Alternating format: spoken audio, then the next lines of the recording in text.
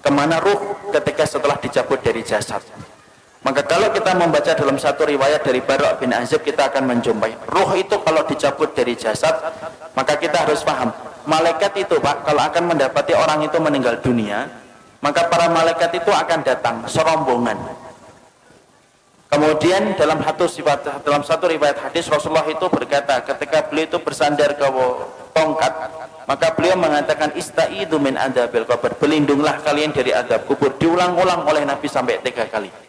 Kemudian Nabi mengatakan idza kana mu'min fi inqita'i minad dunya wa iqbalu minal akhirah. Seorang mukmin itu kalau akan meninggalkan dunia dan datang dalam urusan akhirat, nazala ilaihi malaikatun minal malaikah, maka akan datang serombongan para malaikat-malaikat. Kalau yang didatangi itu adalah orang yang beriman, yang datang malaikatur rahmah bersama dengan malaikat maut. Malaikat yang mencabut nyawa, penamaan yang benar bukan malaikat Israel, tapi penamaan yang benar itu malaikat maut. Dia datang serombongan bersama dengan malaikatur rahmah. Para malaikat kemudian di mana? Fajalasu inda mudil basar. Para malaikat itu duduk sejauh mata orang itu ketika memandang. Makanya orang kan kadang-kadang kalau mau meninggal dunia begini. Itu bukan melihat tatapan kosong, tetapi dia melihat sesuatu yang tidak pernah dia jumpai seumur hidupnya. Mana malaikat itu kalau yang akan dicabut adalah orang yang beriman, malaikat itu akan membawa 2 barang. 1, kafanun min akfanil jannah, kain kafan dari surga. 2, hanutun min hunutil miski, dan yang kedua itu akan membawa minyak wangi yang diambil dari surga. Setelah kemudian duduk sejauh mata memandang, yang akan datang, yang turun 1, malaikat maut di atas kepalanya. Setelah dicabut semuanya sempurna, malaikat maut selesai tugasnya. Kemudian diserahkan kepada malaikatur rahmah. Kalau dia orang yang beriman, dibalut sama kemudian kain kafan yang diambilkan dari surga, diberikan minyak wangi dari surga. Itu loh Pak, masalah pakaian itu saking pentingnya. Ruh itu aja masih dikasih pakaian. Makanya orang kalau sampai ngeremehin aurat itu kebangetan, karena ruh saja ditutupin. Itu kemudian bagaimana dengan kain kafan yang diambil dari surga, ditutup dengan kain kafan dari surga. Lalu kemudian dibawa ke langit yang pertama. Setelah dibawa ke langit yang pertama, Rasulullah mengatakan fastaftahu lahumul bab. Mereka meminta supaya dibukakan pintu langit yang pertama. Pintu langit yang pertama terbuka. Kemudian mereka memasuki pintu langit yang pertama. Karena sesungguhnya langit itu ada 7 lapis. 1, 2, 3, 4, 5, 6, 7. Satu lapis dengan lapis berikutnya sejarak 500 tahun perjalanan. Lapis yang kedua dengan lapis yang ketiga 500 tahun perjalanan. Atasnya Pak ada pohon bidara Pak, makanya dinamakan Sidratul Muntaha. Sidrah itu bidara, Muntaha itu puncaknya langit. Di atas langit yang ketujuh ada lautan. Dari dasarnya sampai permukaannya 500 tahun perjalanan. Di atas yang tempat yang begitu besar, itulah nanti kemudian yang menjadi salah satu tempat arasy-Nya Allah. Maka naik itu melewati langit yang pertama. Seluruh para malaikat gemuruh Pak, cuma kita tidak mendengar. Kita tidak pernah mendengar itu. Makanya dijadikan, kenapa pendengaran kita terbatas? Kalau dijadikan pendengaran kita sensitif, malah tidak bisa tidur. Karena tiap hari kita akan mendengar omongan para malaikat, dan kita akan mendengar omongan orang ketika mati, dan apa yang disampaikan oleh para malaikat di atas langit. Dijadikan pendengaran kita terbatas karena ada banyak hikmah. Lewati langit yang pertama bergumuruh para malaikat yang kemudian berkata, Maniruh hadat tayyib. Ini pemilik ruh yang baik, ini miliknya siapa? Hadza fulan bin fulanan. Ini disebutkan namanya yang terbaik yang dia pernah miliki ketika di dunia. Seluruh malaikat menyambutnya. Naik ke langit yang kedua, minta dibukakan pintu langit yang kedua, dibukakan. Terus sampai akhirnya menembus langit yang ketujuh. Ketika meminta untuk dibukakan pada langit yang ketujuh, maka Allah berfirman, sesungguhnya aku menciptakan dia dari tanah. Aiduhu ilal ardi. Kembalikan dia ke bumi, maka disitulah aku menciptakan, dan disitulah kemudian aku akan membangkitkan kedua kalinya. Akhirnya para malaikat kemudian membawa ruh itu, kemudian ketemu dengan jasadnya yang sedang dibawa oleh para pelayat ke area kuburan. Maka kemudian bertemulah kemudian jasad itu dengan ruh. Ya, jasad ini masih dipakai? Enggak, ini sudah selesai. Jadi yang kita pakai ini jasad sementara saja, ini kendaraan kita di dunia. Nanti ketika kita sudah mati, ketika dikumpulkan di padang mahsyar, dikumpulkan di surga, tidak pakai jasad ini. Jadi jangan khawatir yang tiba-tiba kemudian kok saya hidungnya gini, tenang, sampai mati doang. Nanti kalau sudah mati diganti hidungnya sama Allah. Karena nanti kalau kita sudah mati, nanti kita akan dikumpulkan di surga. Fisik kita itu sudah beda dengan fisik di dunia. Makanya fisik kita nanti kalau masuk surga sebagaimana fisiknya Nabi Adam. Tingginya 60 hasta, sekitar 30-40 meter. Maka ketika jasad itu dibawa ke liang kubur, sempat diketemukan dengan ruh sebentar. Tapi saat itu jasad sudah tidak ada faedahnya. Kemudian ketika sudah ketemu kembali di area kuburnya, dia sempat mendengar suara terompah terakhir pelayat ketika keluar dari kuburan. Setelah itu kemudian datang pertanyaan mungkar datang, menanyakan 3 perkara. Siapa Robnya, siapa nabinya, apa kitabnya, ataupun apa agama yang diutus kepadanya. Setelah dia mampu menjawab itu, maka yang mampu menjawabnya itu siapa? Apakah dirinya? Enggak. Tapi yang menjawabnya itu adalah dibantu sama Allah. Makanya Rasulullah membacakan ayat yusabbitullahu alladhina amanu fil qawli tsabit fil hayati dunya wa fil akhirah. Allah teguhkan orang yang beriman perkataan mereka di dunia dan perkataan mereka di akhirat. Makanya mereka lah yang bisa mengatakan Rabbku adalah Allah, Muhammad adalah Rasulku, dan Al-Quran itu adalah kitab suciku, dan Islam adalah agamaku. Allah yang menggerakkan di atas langit. Setelah dia mampu menjawab pertanyaan yang pertama, maka Allah berfirman di atas arasnya, Shadaqa abdi, hambaku ini jujur, benar dalam imannya sampai dia mau menjawab pertanyaan itu. Waftahu lahu baban ilal jannah, maka bukakan pintu antara kuburnya dengan surga. Malaikat membukakan pintu, tidak ada batasan antara kehidupannya di kuburan dengan surga. Dia melihat surga itu, tapi bedanya cuma satu, dia belum bisa masuk ke surga itu. Kemudian Allah bukakan pintu surga itu. Kemudian datang kepadanya seseorang, kemudian dia bertanya, siapa anta? Man anta? Kemudian dia menjawab, orang yang begitu rupawan itu berkata, ana amaluka sholih, saya adalah amalmu yang sholih. Ini sholatmu, ini puasamu, ini sedekahmu, ini ridhomu, ini takdirmu. Maka ini adalah keikhlasanmu, ini infakmu. Maka saya akan menemani kamu sampai nanti hari kiamat. Saking senangnya, ruh itu kemudian berteriak, teriakannya apa? Ya Rabb, aqimis sa'ah hatta arji ila ahli. Ya Rabbku, tegakkanlah hari kiamat supaya aku ketemu cepat dengan keluargaku. Masya Allah. Jadi memori tentang keluarga itu tidak pernah hilang. Sampai orang ketika di kuburan pertama kali, tidak ada yang dia lupakan kecuali adalah masalah dia bersama keluarga. Nah, disitulah kita paham.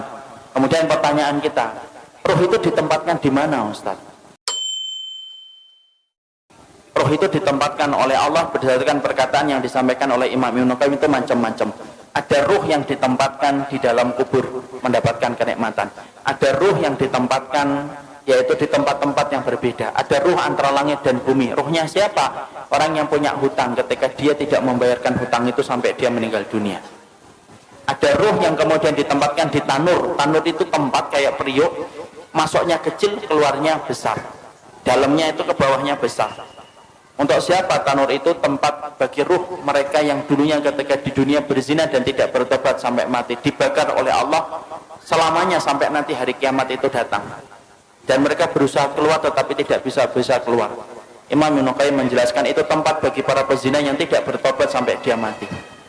Ada kemudian ruh yang ditempatkan di sungai darah. Setiap waktu kemudian dia melipir ke pinggir, kemudian dilempari batu, kemudian dia melipir lagi, dilempari batu. Siapa itu? Pemakan riba yang tidak meninggalkan ribanya. Disitulah kita mendapati ruh itu akan ditempatkan oleh Allah berdasarkan amal-amal yang mereka lakukan. Ada enggak ruh bergentayangan? Tidak ada bergentayangan. Kayak kurang kerjaan aja bergentayangan. Karena sesungguhnya ruh itu miliknya Allah dan Allah yang menggenggamnya. Dan ini ada rumah habis mati bunuh diri, malamnya kelihatan orangnya nangis-nangis, Ustaz, itu setan. Ruh itu tidak mungkin balik, Pak. Kenapa ruh tidak mungkin balik? Karena ruh itu tempatnya di alam barzah. Dan barzah itu kenapa disebut dengan barzah? Tembok tebal yang tidak bisa ditembus itu namanya barzah. Nah, kalau ruh itu masih bisa seliweran dalam kehidupan dunia, penamaan barzah itu batal demi hukum. Karena kemudian masih bisa ditembus, makanya tidak bisa balik. Ada tembok tebal, sebagaimana Allah sampaikan dalam surat Al-Mu'minun ayat yang ke-100, tidak bisa balik. Apalagi sampai kemudian balik, ngeliatin anaknya, rumahnya. Ya kalau rumahnya nggak dijual, kalau rumahnya dijual kan jadinya sedih. Loh, kok sudah ganti orang ya? Karena nggak ada yang bisa balik, Pak. Makanya ruh itu semuanya ditempatkan oleh Allah berdasarkan amalan-amalan mereka, dan tidak ada ruh yang bergentayangan. Makanya kemudian kalau kita dapatin ada tempat-tempat ada orang mati bunuh diri kok kelihatan ada hantunya, itu bukan ruh tapi itu setan yang mencari celah dan kesempatan supaya dia itu ditakutin. Kenapa setan itu senang untuk menakuti manusia? Karena setan tahu syirik itu mulainya pertama kali ketika takut. Orang kalau sudah takut maka cenderung gampang untuk melakukan syirik. Kalau sudah syirik nyebar kemenyan. Kalau sudah syirik dia akan kemudian korban di situ, di tempat yang dia takutin. Kalau sudah takut dia akan lewat sambil mengatakan, "Kula nuwun Mbah, ngapunten lewat Mbah." Lewat. Itu kemudian mulainya dari ketakutan. Makanya kemudian tidak ada ruh yang bergentayangan, itu tidak ada. Yang ada itu apa? Setan. Karena setan itu bisa berubah wujud apa saja. Anjing hitam perwujudan dari jin. Ular hitam perwujudan dari jin. Kemudian setan bisa berubah manusia, bisa. Makanya kita dapati ketika Nabi mau dibunuh, siapa yang memberikan saran mengumpulkan 10 pemuda untuk membunuh Nabi Muhammad? Itu setan dalam bentuk manusia. Karena setan itu bisa berubah apa saja, Pak.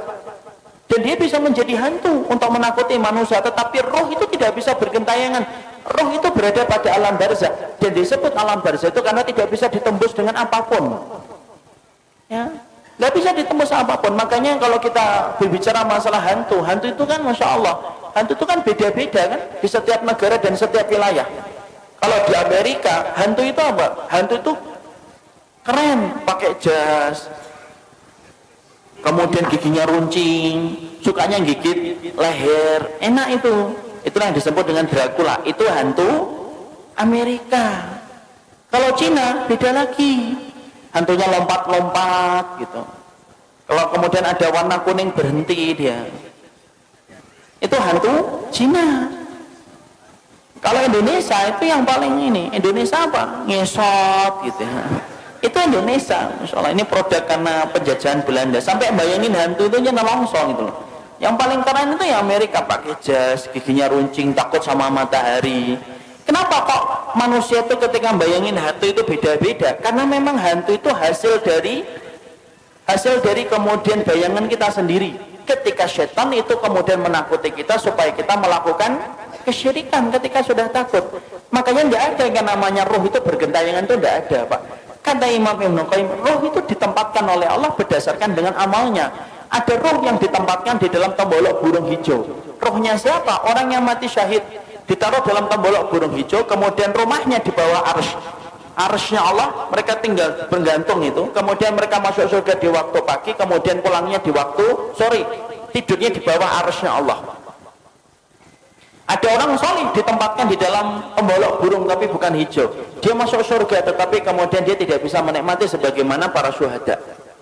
Ada roh yang ditempatkan ila rafiqil a'la. Makanya Nabi ditanya, ya Rasulullah, oleh Aisyah, ya Rasulullah, apakah engkau akan meninggalkan kami? Kemudian Nabi menjawab, ila rafiqil a'la, menuju kepada tempat kumpulan teman-temanku yang solih. Itu menunjukkan apa? Roh itu ada tempatnya sendiri. Makanya kalau kita bertanya, apakah roh itu bisa ketemu dengan roh-roh orang lain? Imam Ibnu Katsir menjawab, iya, roh itu bisa bertemu, Pak, selama mereka sama-sama mendapatkan kenikmatan. Tapi bertemunya mereka tidak ada kaitannya dengan kehidupan di dunia. Makanya kemudian Imam Ibnu Katsir itu mengatakan, innal arwah muqassamatun ila qismain. Roh itu terbagi menjadi dua. Ada roh yang mendapatkan kenikmatan, ada roh yang mendapatkan azab. Roh yang mendapatkan kenikmatan, mereka kumpul. Sebagaimana Nabi mengatakan, ila rafiqil a'la. Beliau ingin ketemu dengan rohnya Nabi Musa, rohnya Nabi Ibrahim, rohnya Nabi Nuh, rohnya Nabi Adam. Itu yang dipilih oleh Nabi ketika beliau sebelum meninggalnya dan wafatnya. Beliau mengatakan apa? Ila rafiqil a'la. Makanya Nabi detik-detik ketika sebelum meninggal, beliau melihat ke langit, kemudian beliau mengatakan ila rafiqil a'la, tangan beliau jatuh, kemudian kepala beliau bergeser. Akhirnya beliau meninggal dunia. Berarti roh itu kumpul nggak dengan roh yang lainnya? Roh itu kumpul dengan yang lainnya selama mereka sama-sama beriman. Kecuali roh yang mendapatkan adab. Innal arwah mu'adzabah la tatakian. Sesungguhnya kalau roh yang mendapatkan adab, mereka tidak ketemu. Tapi roh yang kemudian mendapatkan kenikmatan, mereka saling ketemu. Mereka saling ketemu. Dan mereka saling bertanya. Makanya Imam Ibnu Katsir sampai berkata, roh itu kalau kemudian ada yang meninggal, kemudian roh ini orang yang beriman ketemu dengan saudara-saudara mereka yang sebelumnya sudah meninggal, mereka saling bertanya, gimana kabar keluargaku, apa yang terjadi, itu anakku sudah punya anak ataukah belum. Dia akan nanya kepada roh yang baru balik ketika sama-sama mendapatkan kenikmatan.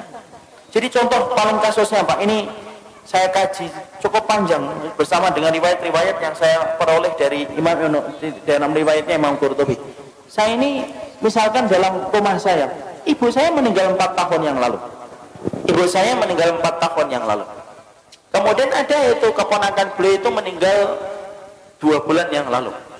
Ini kalau sama-sama beriman sebagaimana keyakinan dari Ahlussunnah, Imam Qurtubi, Imam Ibnu Qayyim, itu ibu saya insya Allah kalau beliau mendapatkan kenikmatan di alam kubur akan ketemu dengan keponakannya, sepupunya. Dan ketika mereka ketemu, mereka saling bertanya, gimana kabarnya Fulan, gimana kabarnya Fulan, Fulan gimana, bagaimana desa di sana sekarang. Kenapa mereka bertanya tentang keadaan keluarganya dan keadaan kampungnya? Karena mereka sudah terputus kabarnya dari kehidupan di dunia. Makanya inilah yang menjadikan kita akhirnya memahami, ternyata roh itu, dia itu ada yang mendapatkan kenikmatan, dan di antara kenikmatan itu akan dipertemukan dengan roh-roh yang beriman. Sebagaimana kita nanti dalam di urusan akhiratnya di surga, kita akan dipertemukan dengan teman-teman kita yang dulu menemani kita dalam kebaikan ketika berada di surga. Sama, roh pun sama Pak. Jadi di sini kita paham tidak ada roh bergentayangan, tapi roh itu mereka akan mendapatkan tempat yang disebut dengan tempat barzah. Disebut tempat itu barzah karena tidak bisa ditembus dengan apapun, dan roh yang mendapatkan kenikmatan saling bertemu dengan roh-roh orang yang beriman yang juga mendapatkan kenikmatan. Jadi misalkan di sini di Tangmangu ini kalau ada yang sudah meninggal gitu, kalau yang meninggalnya baik, ternyata di kuburan dia mendapatkan kenikmatan, ada saudaranya juga yang meninggal lebih dulu kemudian mendapatkan kenikmatan, itu saling ketemu. Itu saling ketemu dia. Dan itu mudah bagi Allah. Makanya Imam Ibnu Katsir itu menyampaikan itu mudah bagi Allah, karena itu merupakan bagian dari kenikmatan yang Allah berikan sebelum mereka menunggu urusan akhirat ketika kiamat ditegakkan oleh Allah. Nah itulah yang menjadikan akhirnya Masya Allah ya, sedemikian masalah roh itu.